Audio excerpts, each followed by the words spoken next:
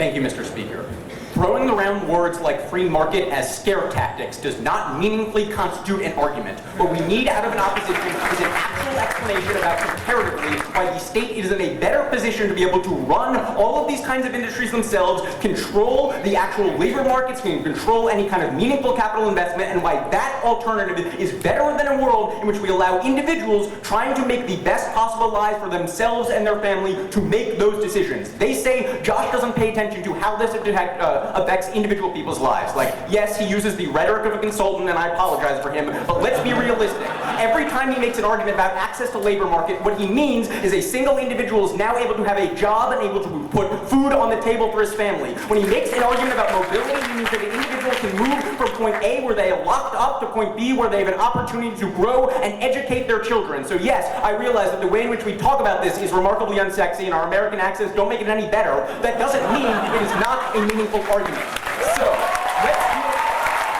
I only got 7 minutes, so we'll keep clapping, it's small. So, let's deal with the argument, let's deal a little bit further about why it's necessary to generate free market ideals, and then I'll deal with a couple of other issues in debate, but this is new substantive, very important. So, the reality is that free market ideology includes at its heart the primacy of the idea that people own property and they're allowed to do what they want with their individual property. Why is this a crucial issue in India? Because it's almost impossible for poor individuals to buy or sell their own land. They don't have the actual necessary documentation, and things like land pattas, for example, cannot be meaningfully replaced, which means if you lose it, you have no opportunity to get it back. To the extent to which it is passed down from generation to generation, it is nearly impossible for you actually to maintain control of your land. Moreover, court systems make it no more easier for people to actually buy and sell because poor individuals, do not have the legal expertise to be able to engage in these kinds of systems. This is the reason why 1 acre of farmland in a city like Chennai costs $250,000 US, which is absurd, but based on the constrictions of the labor market.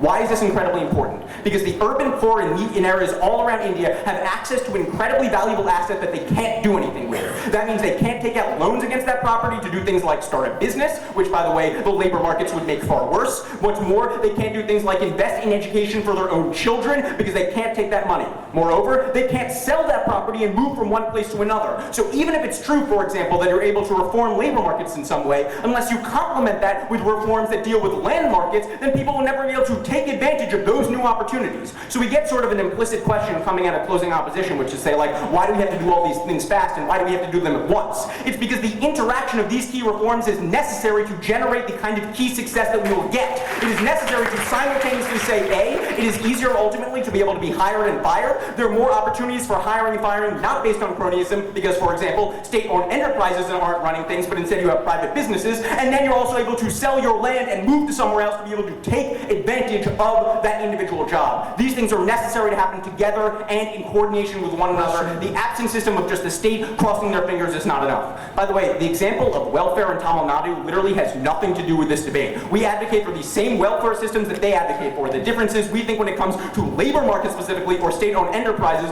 you should then be able to use that money. Moreover, all of the arguments Josh makes about why ultimately that we're going to generate more profitability and more tax revenue because people don't try to do things like move skirt around the law or generate informal businesses means you have more money to fund all of the kind of welfare reforms that they say are crucially important.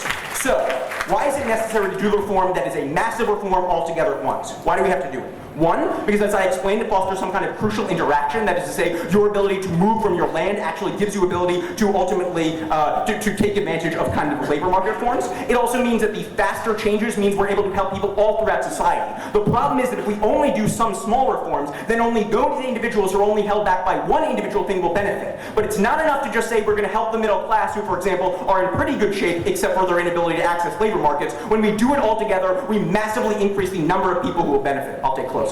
What is it about India that makes it so inherently unlikely that they will be able to engage in effective state-planned economic development like in South Korea?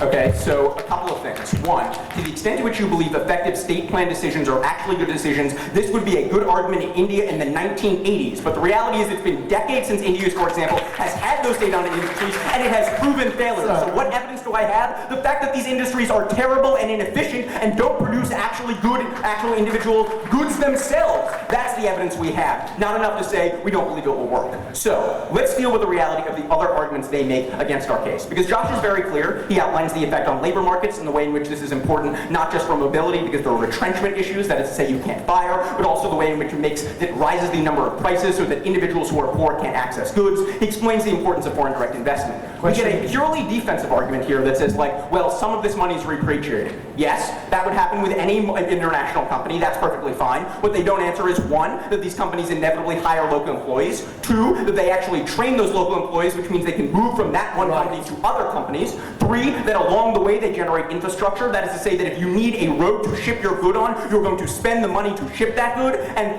four, the increase in tax revenue means that, for example, the state is able to redirect this to things like hospital services. No response to any of that is not enough to say, well, not all the money gets everywhere we want. Then we get a couple of other complaints like, oh, we should be able to build roads and do things in Tamil Nadu. Like, yeah, that's fine, we get more tax revenue. We say politicians become increasingly more powerful when it comes to getting rid of state enterprises. This just doesn't make sense. It couldn't possibly be true. What they stop from happening is politicians being at the top, where they control the money and they control what goes on in the enterprise, so that they don't care if it produces an effective good. All they care is the returns of profits that they can put in their individual pockets. They say there is some belief that India is able to run these state-owned industries themselves, but don't deal with the reality of these industries. That is to say, they're one, not accountable. They two, have no meaningful competition, and they are three, deep-seated in cronyism. So yes, in some hypothetical world, we could cross our fingers and say, yes, we believe maybe these industries will work. But in reality, when a city like Chennai has a situation where every day it loses power for at least 2 hours, and the only people who can have power are those who have generators like this hotel, but people who are poor all across the city cannot have lights and live in the dark, that is unacceptable. These state-owned enterprises have proven that they cannot succeed, and to say, well, maybe they will work better than an alternative, some kind of price gouging mechanism, simply is not enough. That's why we can't wait. That's why we have to do all of this at once, because the reality is there is too much work to be done. This work must be done in interaction with one another, and it's just not enough to say, well, we hope the state will work, when it's proven that other alternatives can.